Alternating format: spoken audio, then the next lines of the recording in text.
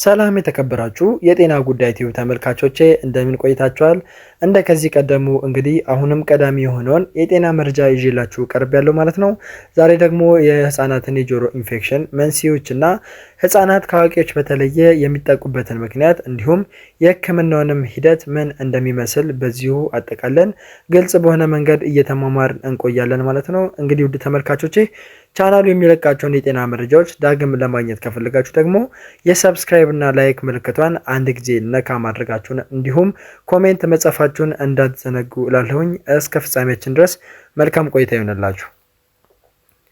የጆሮ ኢንፌክሽን ወይም አጣዳፊ የጆሮ ማለብጠት ማለት በመካከለኛው ጆሮ ውስጥ ድንገተኛ የሆነ ኢንፌክሽን ሲፈጠር ነው።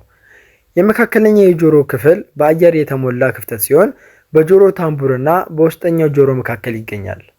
እሱም ከጆሮ ታምቡር የሚመጡ የድምፅ ንዝረቶችን ወደ ውስጠኛው ጆሮ የሚያስተላልፉና እንድትሰሙ የሚያደርጉትን ስስ አጥንቶችን አጣምሮ ይዟል። የጆሮ ኢንፌክሽን የሚከሰተው ቫይረስ ወይም ባክቴሪያ በጆሮ ታምቡር ጀርባ ያለውን ቦታ ሲበክለው ነው። ይህ በሚሆንበት ጊዜ የጆሮ ኢንፌክሽን ይከሰታል ማለት ነው። ምልክቶቹም ደግሞ የጆሮ ህመምን ያካትታሉ። ይህም ደግሞ በተለይ ህፃናትን ወይም ታዳጊ ልጆችን እጅግ በጣም ማልቀስ ወይም መረበሽ እንዲጀምሩ ሊያደርጋቸው ይችላል ማለት ነው። ጆሮአችን እጅግ በጣም አስገራሚ መዋቅሮችን የያዘ ሲሆን ከነዚህ መዋቅሮች የተነሳም የጆሮ ኢንፌክሽን ሊከሰት ይችላል ማለት ነው። ለምሳሌ የኢዩስታቺያን ቲዩብ ወይም የጆሮ መለከት የምንለው የመካከለኛውን የጆሮ ክፍል ከጉሮሮ ጀርባ ጋር የሚያገናኙ ትናንሽ ቱቦዎች አሏቸው። እነኚህ ቱቦዎች በጆሮ ውስጥ ያለውን የአየር ግፊት ያስተካክላሉ፣ እንዲሁም ፈሳሽ በመካከለኛው ጆሮ ውስጥ እንዳይከማች ይከላከላሉ ማለት ነው። የኢዩስታቺያን ቲዩብ ችግር እና የጆሮ ኢንፌክሽን የኢዩስታቺያን ቲዩብ በሚገባ የማይሰራ ከሆነ ፈሳሽ ከመካከለኛው ጆሮ ለመውጣት ይቸግራል።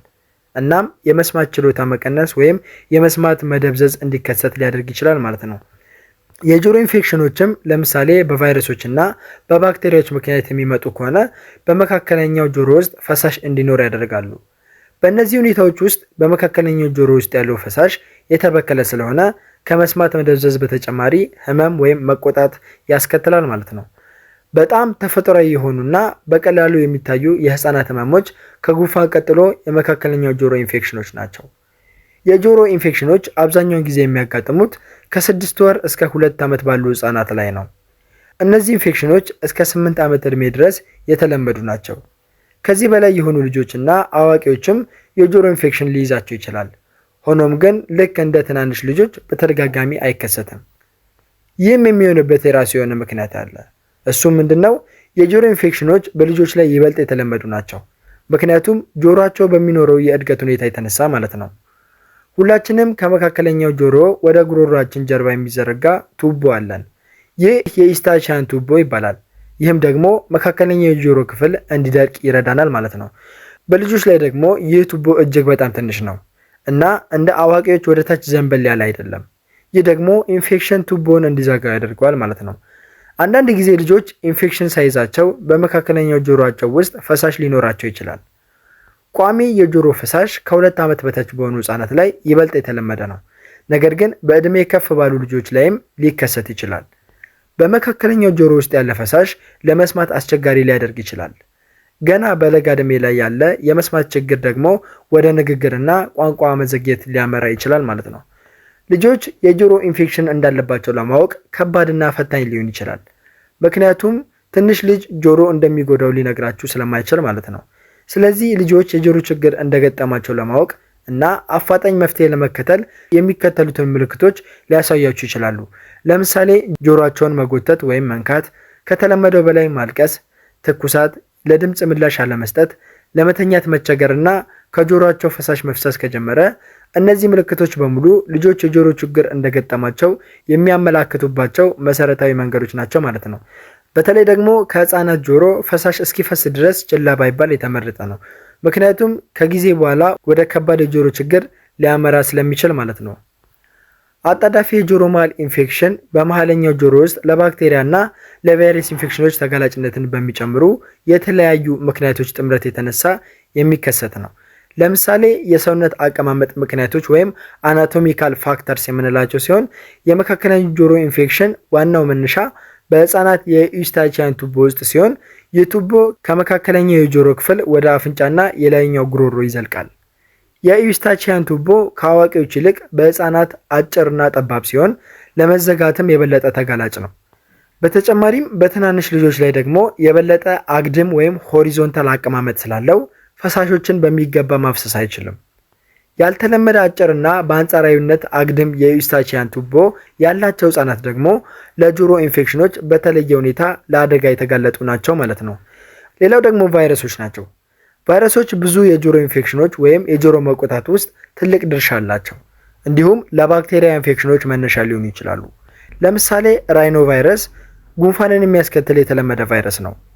ራይኖ ቫይረስ በራሱ የጆሮ ኢንፌክሽን ባያመጣም ጉንፋን ሲይዝ ቫይረሱ በውስጠኛ የጆሮ ክፍል ግድግዳ ላይ ያሉትን ሽፋኖች ወይም ሜምብሬንስን እንዲያብጡና የአየር መተላለፊያ መንገዶችን እንዲዘጉ ሊያደርግ ይችላል። ይህ እብጠት ደግሞ ጠባቡን የዩስታቺያን ቱቦውን ከዘጋው መካከለኛው ጆሮ በትክክል መፍሰስ ወይም መድረቅ ላይችል ይችላል። ይህም ደግሞ ፈሳሽ እንዲከማች በማድረግና ለባክቴሪያዎች መራቢያ ቦታ በመሆን ቀጣይ ኢንፌክሽን እንዲፈጠር ያደርጋል ማለት ነው። ሌሎች ቫይረሶች እንደ የመተንፈሻ አካል ኢንፌክሽን ለምሳሌ ሲንሲሺያል ቫይረስ ወይም ደግሞ በልጆች የመተንፈሻ አካል ኢንፌክሽን የሚመጣ ቫይረስ ሲሆን እንዲሁም ደግሞ እንደ ኢንፍሉዌንዛ ያሉ ቫይረሶችም የአንዳንድ የጆሮ ኢንፌክሽኖች ትክክለኛ መንስኤዎች ሊሆኑ ይችላሉ ማለት ነው። የላይኛው የመተንፈሻ አካል ኢንፌክሽን ካለባቸው ህጻናት እና ታዳጊዎች መካከል ወደ 1/3 የሚጠጉት አጣዳፊ የጆሮ ማል እብጠት ወይም አኪዩት ኦቲቲስ ሚዲያ ያጋጥማቸዋል ማለት ነው። ሁለቱም ቫይረሶች እና ባክቴሪያዎች በጆሮ ኢንፌክሽኖች ውስጥ ድርሻ እንዳላቸው መረጃዎች ያመለክታሉ። ቫይረሶች የመካከለኛውን ጆሮ እብጠት ሊያባብሱና የጆሮ ኢንፌክሽኖችን ለሚያስከትሉ ባክቴሪያዎች የሚሰጡትን አንቲባዮቲክ መድኃኒቶች ውጤታማነት ላይ ጣልቃ ሊገቡብን ይችላሉ። እንደ HIV/AIDS ወይም የሰውነትን የበሽታ የመከላከል አቅምን የሚያዳክሙ ቫይረሶችም ደግሞ ለጆሮ ኢንፌክሽን የመጋለጥ እድልን ሊጨምሩ ይችላሉ ማለት ነው። ሌሎች ደግሞ እንደ የከንፈር መሰንጠቅ ያሉ ችግሮችም ለጆሮ ኢንፌክሽን ተጋላጭነትን ይጨምራሉ። የዘረመል ሁኔታዎችም እንደዚሁ ተጋላጭነትን ሊጨምሩ ከሚችሉ ምክንያቶች ውስጥ ናቸው ማለት ነው። ለምሳሌ በካርታጀነር ሲንድሮም ውስጥ በመካከለኛው ጆሮና በዩስታቺያን ቱቦ ውስጥ ያሉት ሲሊያ ወይም የፀጉር መሰል መዋቅሮች እንቅስቃሴ የሌላቸው በመሆናቸው ምክንያት ፈሳሽ እንዲጠራቀም ያደርጋሉ። የዳውን ሲንድሮም ወይም ፌታል አልኮል ሲንድሮም ያለባቸው ህጻናትም በአናቶሚካዊ ችግሮች ወይም አናቶሚክ አብኖርማሊቲስ ምክንያት ለዚህ አደጋ ሊጋለጡ ይችላሉ ማለት ነው። የህክምናውን ሁኔታ ስንመለከት ደግሞ በአንዳንድ ሁኔታዎች የጆሮ ኢንፌክሽኖች ያለ አንቲባዮቲክ በራሳቸው ሊድኑ ይችላሉ። ሆኖም ግን ከባድ የሆኑና ከ2 እስከ 3 ቀናት በላይ የሚቆዩ የጆሮ ኢንፌክሽኖች በአንቲባዮቲክ ሊታከሙ ያስፈልጋቸዋል ማለት ነው። ለአብዛኞቹ የመካከለኛ ጆሮ ኢንፌክሽኖች የጤና ባለሙያዎች ብዙውን ጊዜ አንቲባዮቲክ ማዘዙን ማዘግየት ወይም በጥንቃቄ መከታተል ከሚሉት ዘዴዎች ውስጥ አንዱን ይመክራሉ። አንቲባዮቲክ ማዘዙን ማዘግየት ማለት የጤና ባለሙያ የአንቲባዮቲክ መድኃኒት ማዘዣ ወይም ፕሪስክሪፕሽን ሊጽፉ ይችላሉ። ነገር ግን ከ2 እስከ 3 ቀናት በኋላ እንዲወስዱ ሊጠቁሙ ይችላሉ። በዚያ የጊዜ ገደብ ውስጥ ደግሞ ግለሰቡ ሊያገግምና አንቲባዮቲክ ላያስፈልገው ስለሚችል ማለት ነው። ሁለተኛውና ሌላው ደግሞ በጥንቃቄ መከታተል ማለት ሲሆን ይህ ደግሞ የጤና ባለሙያው አንቲባዮቲክስ ከማዘዛቸው በፊት ምልክቶቹን ከ2 እስከ 3 ቀናት ባለው ጊዜ ውስጥ እንዲከታተሉ ሊመክሩ ይችላሉ። ይህም የሰውነት በሽታ የመከላከል ስርዓት ኢንፌክሽኑን መዋጋት እንዲጀምር እድል ይሰጠዋል።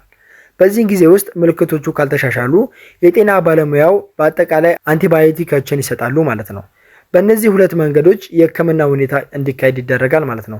ስለዚህ በተቻላችሁ አቅም ልጆች ላይ ይህ ችግር በሚፈጠርበት ጊዜ ከመረበሽ ይልቅ ልጆችን ትሪት በማድረግ አፋጣኝ ህክምና እንዲያገኙ ማድረግና መንከባከብ ያስፈልጋል ማለት ነው።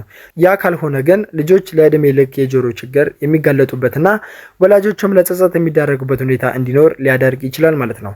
እንግዲህ ውድ ተመልካቾቼ ከጆሮ ኢንፌክሽን እና ጤና ጋር በተገናኘ መንስኤውንና ምልክቶቹን እንዲሁም መፍትሄውን የሚያሳይ መሰረታዊ መረጃ እንዳጋራችሁ ተስፋ አድርጋለሁ። እናንተም ደግሞ ከዚህ ቪዲዮ ጥሩ ትምህርት እንደወሰዳችሁበት አምናለሁ። እንግዲህ እናንተም ከተማራችሁበት እንዲሁም ቁም ነገር ካገኛችሁበት በቅንነት ለወዳጃችሁ ሼር አድርጉ። በተጨማሪም ሌሎች ጠቃሚ የሆኑ የጤና መረጃዎቼ ዳግም እንዲደርሳችሁ ከፈለጋችሁ ደግሞ ሰብስክራይብ እና ላይክ እንዲሁም ኮሜንት እንዳይለያችሁ ላለሁኝ። ቀጣይ ደግሞ በሌላ የጤና ርዕሰ ጉዳይ እንገናኛለን ማለት ነው። መልካም ጊዜ ይሁንላችሁ።